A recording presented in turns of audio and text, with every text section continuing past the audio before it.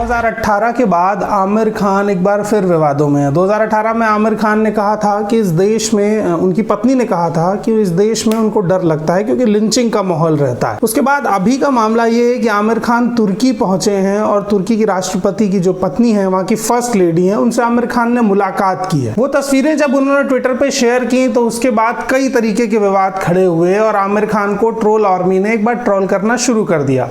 कहना यह था कि तुर्की भारत के आंतरिक मामलों में हस्तक्षेप कर रहा है, चाहे वो धारा 370 का हटाए जाना हो, कश्मीर का मसला हो या राम मंदिर का मामला हो। तुर्की इन तीनों मामलों पर भारत के विरोध में रहा है। हालांकि 2018 से पहले तुर्की के साथ भारत के रिश्ते बेहतर थे। 2017 में तुर्की के राष्ट्रपति खुद भारत के प्रधानमंत्री और प्रणब मुखर्जी से मिलने के लिए भारत आए थे और इसके अलावा भी उनका भारत एक और दौरा हुआ था। मतलब 2018 से पहले अगर देखें तो तुर्की के राष्ट्रपति 2 बार भारत आ चुके हैं। इससे पहले भी अटल बिहारी वाजपेयी जब प्रधानमंत्री थे 2003 में वो तुर्की के दौरे पर गए हुए थे। सुषमा स्वराज भी तुर्की के दौरे पर गई हुई हैं।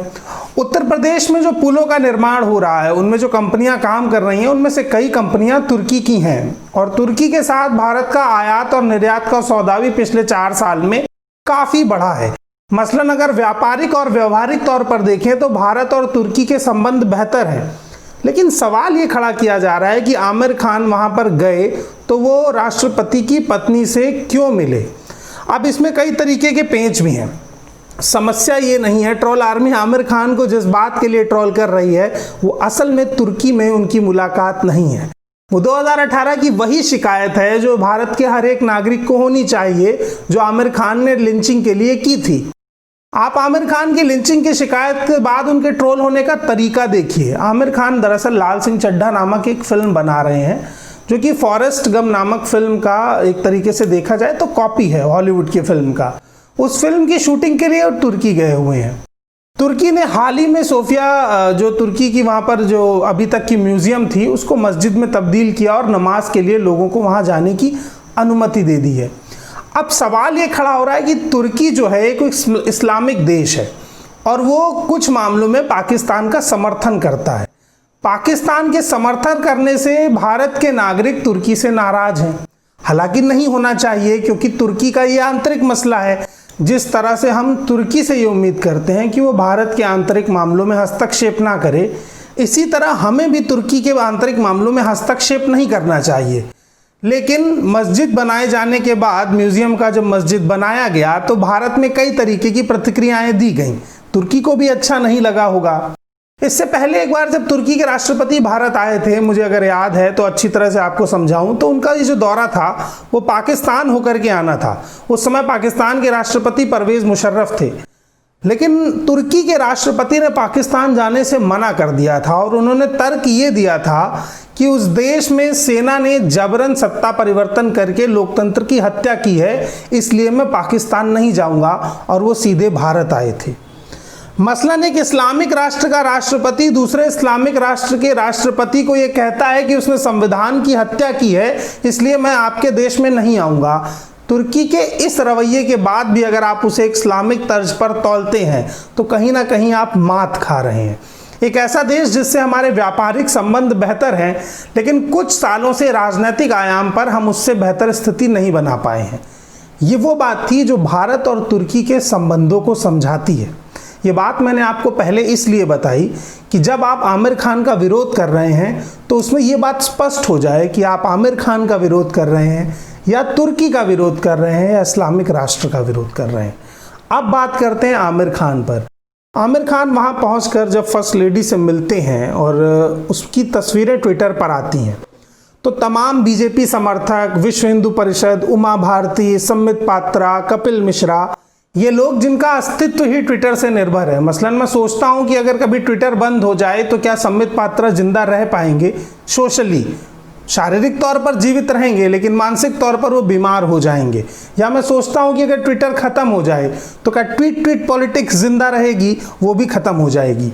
सवाल ये है कि आमिर खान की शिष्टाचार भेंट से भारत की राजनीतिक पार्टियों के पेट में दर्द क्यों हो रहा है, और अगर उनके पेट में दर्द हो रहा है तो उनके पेट दर्द की दवाई भारत के मीडिया चैनल क्यों बना रहे हैं? समस्या विश्व हिंदू परिषद को थी, भारतीय जनता पार्टी के नेताओं को थी, लेकिन समस्या आज तक के दफ्तर को भी हुई, क्योंकि जिस जगह से पैसा जा रहा होता है वफादारी दिखानी पड़ती है। यह मैं आरोप खुले तौर पर लगा रहा हूं। इसके बाद टीवी चैनलों पर डिबेट का बड़ा सिलसिला शुरू होता है। बड़े बड़े एंकर टीवी पर आकर के डिबेट शुरू कर देते हैं कि भारत में डरते हैं, तुर्की से प्यार करते हैं। भारत में डरते हैं और तुर्की से प्यार करते हैं आज तक की डिबेट का लीड स्लोगन था। ये कोई डिबेट क्वेश्चन मार्क डिबेट नहीं थी। इसमें आमिर खान को शुरुआत से ही दोषी बना दिया गया था कि आप भारत के नहीं हैं, आप भारत में डरते हैं, आप तुर्की के हैं, आप तुर्की से प्यार करते हैं। इस तरीके की डिबेट्स जब धार्मिक आधार पर टीवी चैनलों पर करी जाती हैं और आप उन्हें देखते हैं, तो आप समझिए कि इस देश का टीवी चैनल टीआरपी के लिए कितनी गिरी हुई हरकतें कर सकता है। मसलन जो मुद्दा सिर्फ आमिर खान की फिल्म तक सीमित होना चाहिए था, अब उस मुद्दे में आमिर खान का धर्म भी शुमार हो चुका था। उस मुद्दे में अब एक इस्लामिक राष्ट्र भी था और यही सब शुमार करना तो टीआरपी का मीटर था। आज तक में दंगल नाम की एक डिबेट चलती है। वो देखने में ऐसा लगता है कि कुछ अनपढ़ लोग एक साथ बैठकर किसी चीज पर चिल्ला रहे हैं और जब चिल्लाते चिल्लाते उनका गला दर्द होने लगता है तो डिबेट खत्म हो जाती है। उसी दंगल नाम की तथाकथित पत्रकारिता वाली डिबेट में इस पर बहस शुरू हुई और पत्रकारों और प्रवक्ताओं के चीखने का दौर शुरू हुआ। उन चिल्लाहट भरी आवाजों में ये तो नहीं समझ आया कि मुद्दा क्या था, मगर ये समझ आ गया कि एक इस्लामिक राष्ट्र के साथ आमिर खान की मुलाकात लोगों को बुरी लग रही है। लोगों को बुरा लग रहा है कि आमिर खान लिंचिंग पर क्यों बोलते हैं, और अगर आपको इस चीज से बुरा लगता है तो आप ज़हनी तौर पर मर चुके हैं। इस देश में लिंचिंग की घटनाओं पर सिर्फ आमिर को नहीं, हर एक नागरिक को बोलना चाहिए। किसी भी हालात में लिंचिंग का समर्थन नहीं होना चाहिए। अब आमिर के ऊपर सवाल ये उठाया जा रहा है कि वो देश तुर्की जो भारत को बार बार कश्मीर के मसले पर, राम मंदिर के मसले पर और 370 के मसले पर विरोध दर्ज कराता आया है, पाकिस्तान का समर्थन करता आया है, उस देश की राष्ट्रपति की पत्नी फर्स्ट लेडी से आमिर खान क्यों मिले? इससे पहले भारत के प्रधानमंत्री भी उनके राष्ट्रपति से मिल चुके हैं। उसे एक शिष्टाचार भेंट कहा जाता है। नवाज शरीफ की पोती की शादी में प्रधानमंत्री जाते हैं, उसे एक शिष्टाचार भेंट कहा जाता है।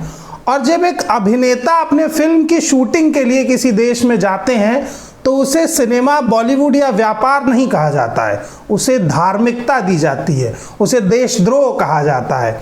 ये इस तरीके के तमाम दोगलेपन की भाषाओं का इस्तेमाल, दोहरेपन की भाषाओं का इस्तेमाल करने वाले ट्रोलर्स से थोड़ा बच करके रहिए। खैर, आमिर खान को इससे नुकसान तो कुछ नहीं होगा, लेकिन इस देश में धार्मिक बहस एक बार फिर से छिड़ जाएगी। इससे पहले मैं आपको दिखाता हूं, आमिर खान ने जब ये बात कही थी कि इस देश में उनकी पत्नी को लिंचिंग के बाद से डर लगता है, तो उस बात का उन्होंने स्पष्टीकरण क्या दिया था, ये देखिए। और जो हमारे मन पे किन चीज़ों का असर होता है, हम टीवी पे न्यूज़ देखते हैं, हम अखबार पढ़ते हैं, तो जब हम बहुत सारी हिंसा के बारे में हमको न्यूज़ मिलते रहती है हर जगह, तो एक डर का माहौल पैदा हो जाता है।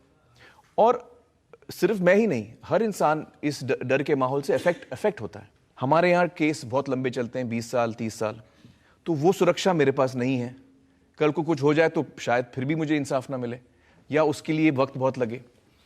दूसरी चीज़ ये कि जिन लोगों को हम चुनते हैं, हम चाहते हैं, हमारे जो इलेक्टेड रिप्रेजेंटेटिव्स हैं, हम चाहते हैं कि जब भी कोई घटना हो वो अपनी आवाज़ से हमको बताएं कि ये जो हुआ गलत हुआ। और हिंदुस्तान में जो है वो law will is equal for everyone, nobody is above the law, कोई भी लॉ से बड़ा नहीं है। ये मैं शब्द भी सुन लूं तो मुझे एक तसल्ली मिलती है। अल्टीमेटली हमको एक सेंस ऑफ सिक्योरिटी चाहिए।